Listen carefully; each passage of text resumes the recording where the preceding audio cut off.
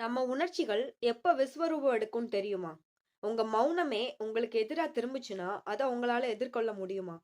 அதான் நம்ம முன்னோர்கள் அழகா ஒரு பழமொழி சொல்லியிருக்காங்க. "ஏரி நிறைந்தால் கரை கசியும்." கேட்கறதுக்கு சாதாரணமா இருந்தாலும், இதுக்கு பின்னாடி ஒரு ஆழமான அர்த்தம் இருக்கு. வாங்க உண்மையான விளக்கத்த டீகோட் பண்ணலாம்.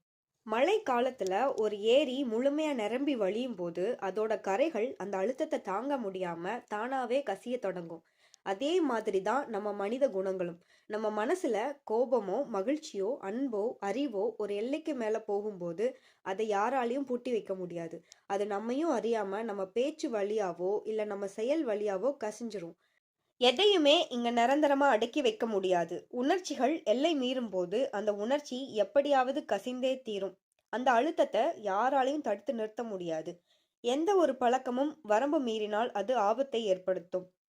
பழமொழிகள் புரிந்தால்தான் அழகு. இது போல பழமொழிகளின் விவரங்களை தெரிஞ்சுக்க டீகோடிங் பழமொழி சேனலுக்கு மறக்காம சப்ஸ்கிரைப் பண்ணுங்க.